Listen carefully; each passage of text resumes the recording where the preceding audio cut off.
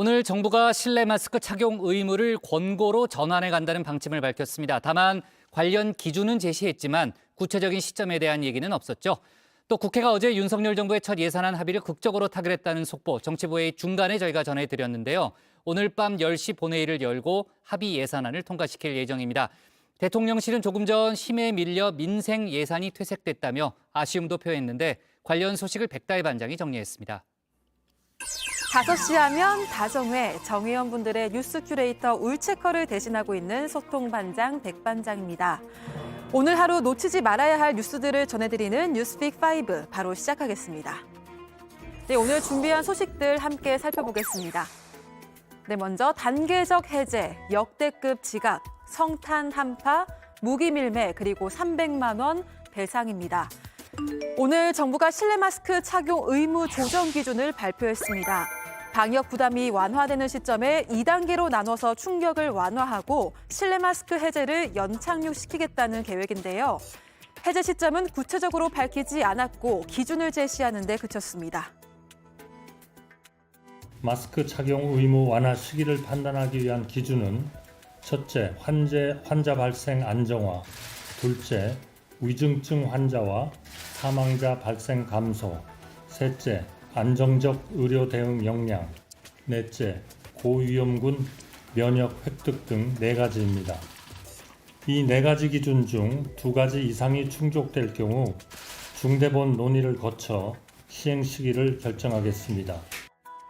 현재는 4가지 기준 중에서도 세부 지표의 일부인 주간 치명률 그리고 중환자 병상 가용 능력만 참고치를 넘기면서 1.5개만 충족한 상태입니다. 중대본은 4개 지표 중 2개 지표가 충족될 경우 이를 참고로 실내 마스크 착용 의무를 단계적으로 해제하게 되는데요. 1단계 조정이 시행되면 먼저 의료기관과 약국을 비롯한 감염 취약시설과 대중교통 안에서는 당분간 마스크 착용 의무를 유지해야 합니다.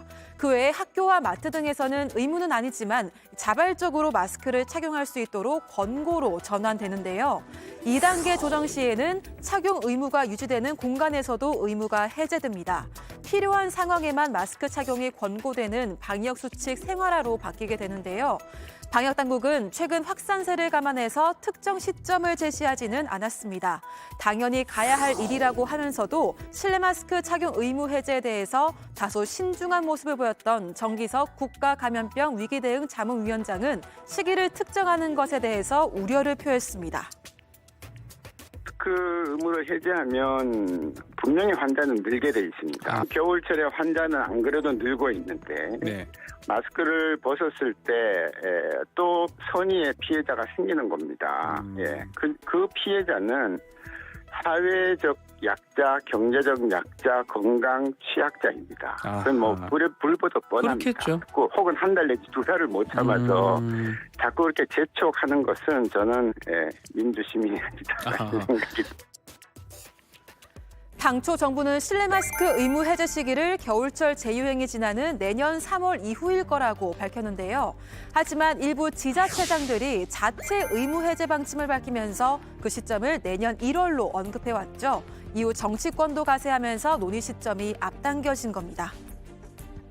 그 논란도 오늘 이제 로드맵이 나오니까 많은 분들이 이렇게 가는구나라고 편안해는 하시겠지만 이 논의가 촉발돼 가지고 지금 준비하고 하는데 최소한 열흘 걸렸거든요. 방역에 집중해야 될 이 소중한 시간을 이거 마스크 로드맵 짜느라고 많은 부분이 전력이 분산됐죠. 그래서 막 그 지나간 과거는 과거라고 치더라도 앞으로 남은 한 달이 되든 한 달 반이 됐든 간에 최대한 계량 백신 맞을 수 있도록 홍보하고 또 안내해드리고. 현재 동절기 추가 접종의 접종률은 목표치의 절반 수준으로 기대치를 훨씬 밑돌고 있는데요. 특히 60세 이상의 고령층은 28.4%를 기록했습니다. 현재 고위험군들의 65세 이상 독감 백신 접종률은 70%를 넘는 것과 비교하면 저조한 상황이죠. 전문가들은 개량 백신의 접종 효과가 충분하고 접종 이상 사례가 현저히 낮다며 추가 접종을 당부했습니다. 한편 오늘 신규 확진자는 6만 8천여 명으로 금요일 기준으로 15주 만에 최고치를 기록했는데요. 신규 변이가 확산하고 재감염률이 늘고 있는 상황입니다. 여기에 중국의 방역 정책 완화로 인한 새로운 변이에 대한 불확실성도 확산세의 변수가 될 걸로 보입니다. 그 급격한 변화가 중국에서 올 수 있다고 생각을 합니다. 지금 중국이 감염될 경우에는 거의 8억에서 10억 명 가까이가 감염될 것으로 추정이 되거든요. 그런 상황에서는 변이가 등장할 가능성이 매우 높죠.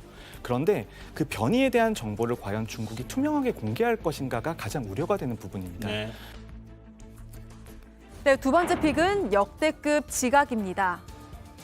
네, 윤석열 정부의 첫 예산안이 오늘 본회의에서 처리될 예정입니다. 다정회가 방송되는 동안인 저녁 6시에 열릴 계획이었는데요. 그런데 합의된 예산안을 바탕으로 진행되는 실무 작업이 늦어지면서 예정된 시간을 넘기게 됐습니다. 여야는 그동안 4번의 예산안 처리 시한을 넘겼죠. 지난 2일이었던 법정 처리 시한에서 3주가 지나서야 극적 타결에 이르렀습니다. 역대 최장 지각 예산이라는 오명을 피할 수 없게 됐습니다. 법정 기한인 12월 2일을 지나고는 많이 초조해졌습니다. 12월 9일을 넘기고는 정말 안절부절이었습니다만은 예측 가능하게 국가 예산 재정이 집행돼야 된다는 생각에 수십 차례 만나서 서로 의견을 좁히고 조율해서 늦었지만은 내일 본회의를 통과할 수 있게 되었습니다. 더 이상 우리가 국민들께 누를 끼쳐서는 안 된다는 생각과 함께 또 국정조사가 본격 시작된 만큼 또 국정조사에 좀 온전히 진행될 수 있게끔 저희가 또 협조하는 것도 중요하다는 차원에서 오늘 서로 대승적으로 타협을 보게 되었습니다. 네, 여야가 대승적 타협을 이룬 예산안, 그동안 첨예하게 다투었던 주요 쟁점들을 통해서 여야의 손익 계산서를 정리해봤습니다. 먼저 법인세율을 살펴볼까요? 앞서 정부와 여당은 과세표준 3천억 원 초과기업이 부담하는 법인세 최고세율을 현행 25%에서 3%포인트를 낮춰야 한다고 주장했었죠. 하지만 민주당은 초보자 감세라며 1%포인트까지만 낮춰야 한다고 했는데요. 결국 4개 과표 구간마다 각 1%포인트씩 인하하기로 했습니다. 중견기업도 혜택을 볼 수 있게 된 건데요. 두 번째로는 이른바 이상민, 한동훈 예산안으로 불리는 행안부 경찰국 그리고 법무부 인사정보관리단의 운영경비 예산입니다. 민주당은 두 기관에 대한 적법성 문제를 제기하면서 예산안을 전액 삭감할 걸 요구했죠. 국민의힘은 김진표 국회의장의 중재안인 예비비 편성도 거부하면서 맞섰습니다. 결국 정부 편성안에서 50%씩 감액하기로 결정했는데요. 다만 민주당의 이견과 우려를 해소하기 위해서 정부 조직법 개정 시 대안을 마련해서 반영하기로 했습니다. 정부가 추진하고 있는 다주택자 중 일괄 폐지는 합의되지 못했습니다. 다만 3주택 이상 다주택자라고 하더라도 과세표준 총합이 12억 원에 미달하면 중과 대상에서 제외하고 세율을 낮추기로 했습니다. 이런 가운데 정의당은 여야의 합의 예산안을 두고 역사적인 퇴행이라며 강하게 비판했습니다. 법안과 예산안의 논의 과정은 공개적인 토론과 적법한 과정을 생략한 채 정체불명의 협의체인 소소위 등의 양당 밀실 협의로 점철되었습니다. 민주당이 반드시 증액시키겠다고 공언했던 공공, 민생, 복지, 일자리 예산 다 어디로 갔습니까? 예산안 심의라는 국회의 헌법적 권리를 포기하고 오로지 용산의 결정만 바라보고 판단하는 이 현실이 부끄럽지 않은지 국민의힘 의원 여러분 개개인이 돌아보시기 바랍니다. 여야의 예산 합의안에 대한 불만은 대통령실에서도 나왔습니다. 수적 우위에 밀려 민생 예산이 퇴색됐다며 아쉬움을 전했는데요. 어제 정부의 내년도 경제정책 방향이 대기업 지원과 부동산 정책에 방점이 있다고 전해드리기도 했죠. 하지만 법인세 최고세율과 다주택자에 대한 중과세 모두 정부 원안과는 달라졌습니다. 합의 예산안은 기존 정부안에서 4.6조 원이 삭감됐고 그 외에 이재명표 예산이라 불리는 지역화폐 예산과 공공임대주택 관련 예산은 증액됐습니다. 전날 소수 여당으로 하고 싶은 게 많지만 다수당인 민주당 동의를 얻어야 해서 힘들었다고 말했던 주호영 원내대표. 다시금 야당의 책임을 돌렸습니다. 지역 화폐는 윤석열 정부의 여러 가지 정책 방향이나 이런 것과 맞지 않아서 올해는 한 일원도 편성하지 않았습니다만은 이재명 민주당 대표가 7,050억 원의 지역 화폐 예산을 요구하는 바람에 그것 때문에 많이 오래 걸렸습니다. 어쩔 수 없이 민주당의 동의를 받아야 하기 때문에 절반인 3,525억 편성할 수밖에 없었다는 점을 말씀을 드립니다. 한편 목표로 했던 초부자 감세를 저지하지 못했던 민주당. 지역 화폐 예산과 어르신 일자리 예산 복구를 비롯한 민생 예산을 증액시켰다면서 지지층 달래기에 나섰는데요. 이재명 대표는 자신에 대한 수사를 언급하며 민생은 안중에도 없는 정부라고 비판했습니다. 예산안 처리 합의는 이제 시작입니다. 얼어붙은 민생 경제의 희망의 싹을 틔우기 위해서 정치가 제 역할을 해야 합니다. 엄중한 시점에 윤석열 정권은 또다시 노골적인 야당 파괴에 나섰습니다. 민생은 안중에도 없는 검찰 독재 정권의 실체입니다. 윤 정권의 망나니 칼춤을 좌시하지 않겠습니다. 네, 그리고 여야는 어제 예산안을 합의하면서 오는 28일 본회의에서 일몰 법안들을 처리할 예정입니다. 이와 관련해서도 첨예한 대립이 이어져 온 만큼 또 다른 여야 갈등의 불씨가 될 걸로 보이는데요. 최근 화물연대 파업과도 맞물린 안전운임제 3년 연장의 경우 민주당 단독 의결로 개정안이 국토위를 통과했지만 국민의힘은 안전운임제 폐지 후 원점 재검토를 주장하고 있습니다. 향후 주요 법안을 둘러싸고 이어질 여야의 갈등과 쟁점들도 다정회에서 전해드리겠습니다. 정부와 여당이 품목 확대와 관련한 어떠한 협상도 거부한 채 일몰 상황이 다가오는 이때 안전운임제 지속이 가장 큰 최우선 과제입니다. 아울러 법안 개정과는 별개로 안전운임제 품목 확대 등을 계속 논의하기 위한 국토위 산하 여야 합의기구를 동수로 구성할 것을 국민의힘에게 제안합니다. 민주당이 또다시 민노총의 하수인 역할에 나섰습니다. 이미 효력을 상실한 정부안 처리를 강행하는 이유가 화물연대 집단 운송 거부 철회 명분 마련을 위해서라면 즉각 입법쇼를 중단하기 바랍니다. 네, 세 번째 픽은 성탄 한파입니다. 네, 오늘 아침 출근길 우리 정의원님들 춥다 못해 괴로울 정도셨죠? 서울의 체감 기온은 무려 영하 22도, 일부 지역에서는 영하 27도까지 떨어졌다고 합니다. 이런 가운데 서울 지하철 3호선 일부 구간은 선로 화재로 열차 운행이 중단돼 시민들의 불편이 이어졌는데요. 호남에서는 또 최고 50cm 이상의 눈이 내리면서 출근길 대란이 곳곳에서 벌어졌습니다.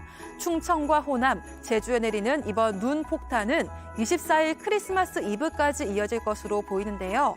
한파는 크리스마스까지 이어진다는 예보도 들어와 있는 만큼 모두 건강 잘 챙기셔야겠습니다.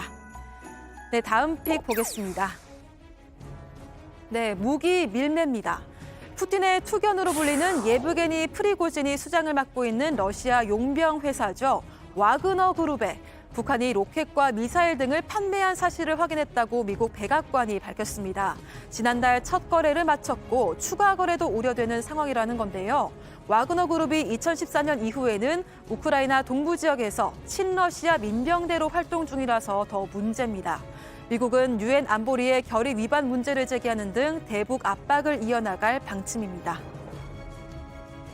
Quite literally every single day, we are working with our allies and partners to make sure that not only are we putting pressure on North Korea to end these practices, but we're making sure that we're putting in place what is needed to deter aggression directly against any of our partners as well as against us, and if necessary, defend against it. 와그너 그룹은 여기에 대해서 소문과 억측이라고 반발했습니다. 한편 일본 도쿄신문은 북한이 러시아에 군수물자를 수송했다는 보도를 했는데요. 북한 외무성이 직접 나서서 가장 황당무계한 여론 조작이라며 부인했습니다. 네, 오늘의 다섯 번째 픽 보겠습니다. 네, 300만 원 배상입니다. 민주당 최강욱 의원이 채널A 사건 관련 손해배상 소송 1심에서 300만 원을 배상하라는 판결을 받았습니다. 최 의원, 2020년 4월 SNS에 채널A 이동재 전 기자가 신라젠 전 대주주를 회유했다고 적었는데요. 이 전 기자는 최 의원이 허위 사실을 유포했다며 2억 원 손해배상 청구 소송을 제기했습니다. 재판부는 이 밖에도 판결이 확정되면 법원이 정한 정정문을 SNS에 일주일 동안 게시하고 지키지 않을 경우 매일 100만 원을 더 지급하라고도 최 의원에게 명령했는데요. 이 전 기자 측은 불법적 행위로 발생한 피해에 합당한 수준의 법적 책임이 부담됐다고 보기 부족하다면서 항소 여부를 검토할 계획입니다. 네, 오늘의 뉴스픽은 여기까지입니다. 우리 정의원분들 행복하고 따뜻한 성탄절 보내시고요. 들어가서 원픽 정해보겠습니다. 뉴스픽 5였습니다.